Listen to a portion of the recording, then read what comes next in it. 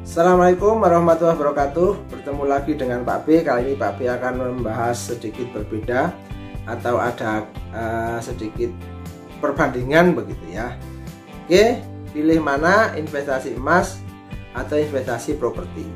Nah, sekarang pilih mana. Jadi mau milih yang mana itu terserah Anda. Nah, ini adalah sama-sama baiknya, tapi Anda pilih mana. Oke, sebelum menjatuhkan pilihan, kita lihat sifat instrumen investasi tersebut. Oke ya, tapi sebelum Pak B jelaskan, bagi yang baru masuk konten channel Pak B, silakan jangan lupa kasih like, subscribe dan komen ya, agar channel ini berkembang dan bermanfaat bagi banyak orang. Karena like, subscribe dan komen itu adalah gratis. Oke, mari simak penjelasannya, yaitu sifat instrumen investasi. Yang pertama adalah investasi emas atau terutama emas batangan ya. Jadi investasi emas itu emas sebagai lindung nilai atau safe haven. Lindung nilai itu ya melindungi nilai. Jadi misalnya dulu bisa beli barang A, suatu saat juga masih bisa beli barang A. Misalnya 2 gram dulu itu bisa beli sepeda anak atau sepeda ontel. Hari ini 2 gram juga masih bisa beli sepeda anak, karena itu namanya melindungi nilai. Yang kedua, harganya stabil dalam jangka panjang atau cenderung naik. Atau jangka panjangnya cenderung naik, tapi saya sering menjelaskan jangka panjang 5 tahun ke depan itu cenderung naik.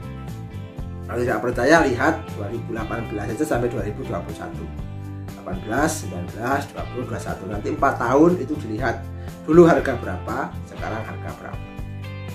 Yang ketiga, emas itu mempunyai sifat mudah dicairkan, itu liquid.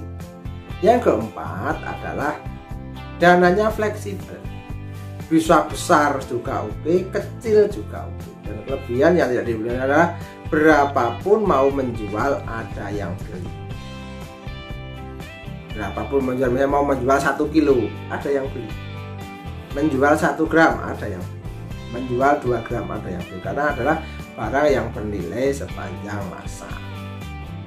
Yang keempat, dana fleksibel sudah ya. Jadi dana fleksibel itu ya kecil boleh, besar boleh, aturan atau tertib juga boleh, tidak tertib juga boleh. Yang kelima adalah zero inflasi atau mengalahkan inflasi. Kalau inflasinya 4%, ya yakinlah emas akan naik 7-10%. Inflasinya 10%, emas akan naik 10-15%. Itu namanya mengalahkan inflasi. Ingat, perampok yang legal, yang dilegalkan oleh semua negara adalah inflasi. Jadi tidak pernah dipenjara inflasinya.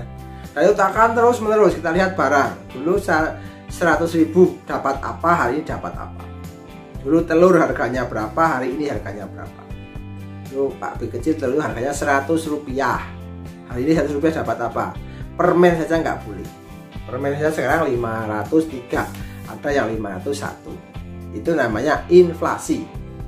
Jadi nominal nilainya semakin berkurang untuk membeli sebuah barang atau sesuatu barang yang sama. Oke, yang keenam adalah proses pembelian sangat mudah. Bisa beli kepingan, bisa kecil-kecil, agak besar dan besar.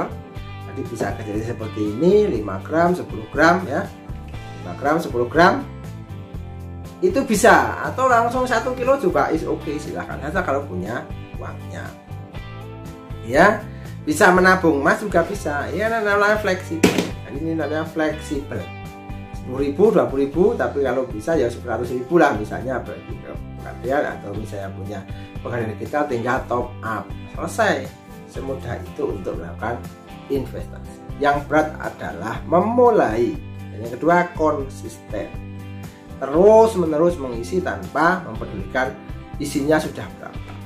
Yang ketujuh, hanya kalau banyak repot penyimpanan saja, karena sifatnya tidak langka. Jadi kalau banyak kan repot penyimpanannya, punya 3 kilo itu kan repot misalnya. Oke, itulah sifat-sifat emas. Oke, sekarang berbalik ke properti ya. Tidak perlu disimpan, itu kan suatu kelebihan. Jadi kalau properti di situ saja, tidak perlu disimpan. Prestis itu kelihatan karena orang melihat barangnya. Oh, Pak A punya ini dan ini, punya properti di sini, megah dan murah. Kenaikannya unik, unpredictable, karena beda lokasi. Sama-sama misalnya rumah tipe 36, ada yang harganya di atas 300 juta, ada yang di bawah 200 juta. Itu karena sama-sama tipenya 36, sama-sama di perumahan, tapi kan beda lokasi dan unpredictable. Siapa tahu ada orang yang mau beli lagi ternyata suka, berapapun harganya dibayar. Atau di tempat yang hampir sama, nanti dia tidak suka dengan bentuk rumahnya dan sebagainya, akhirnya harganya berbeda sangat jauh, sehingga kenaikannya unpredictable, tidak bisa diprediksi. Nah, yang keempat, dimanapun harga properti akan naik, ya, dimanapun tempat. Kenapa? Properti tidak akan bertambah, tanah di bumi itu tidak akan bertambah, sementara orangnya itu tiap hari, tiap jam, tiap menit, tiap detik itu bertambah orangnya. Walaupun ada kematian, tapi antara kematian dengan kelahiran itu banyak kelahirannya. Sifat kelangkaannya, jadi semakin ke kota semakin mahal, jelas. Karena semakin kota, semakin ke pusat, semakin ke ring 1, ada ring 1, ring 2, ring 3, itu akan semakin mahal di ring 1.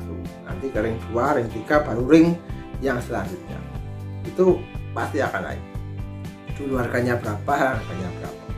Karena Pak B sudah mengalami membeli, mengalami dulu harganya berapa, harganya berapa. Oke, properti legal.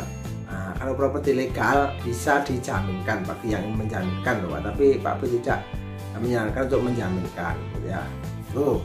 Tapi secara legal bisa dijaminkan karena ada sertifikatnya untuk dijaminkan. Kalau emas itu dijaminkan semuanya. Ya ini ya dijaminkan seininya semuanya. Properti kan hanya dijaminkan sertifikatnya saja misalnya, hanya sertifikatnya saja. Oke, namun tidak likuid. Jadi tidak likuid, tidak jual hari ini dapat uang hari ini. Karena apa? Harus dana yang besar. Kalau dana yang besar nggak boleh 10 juta punya bisa beli rumah, kecuali beli rumah tapi kredit, dan itu hanya sebagai digunakan untuk DP misalnya. Tapi untuk belinya semuanya kan dana-dana yang besar. Proses pembeliannya juga sangat ribet. Kenapa Pak pernah mengalami? Dari ketemu pembelinya, terus ke notaris, mencocokkan harga, nanti membuat akta jual beli, nanti kalau sudah ada sertifikatnya balik nama, dan semua itu membutuhkan waktu, tenaga, dan biaya.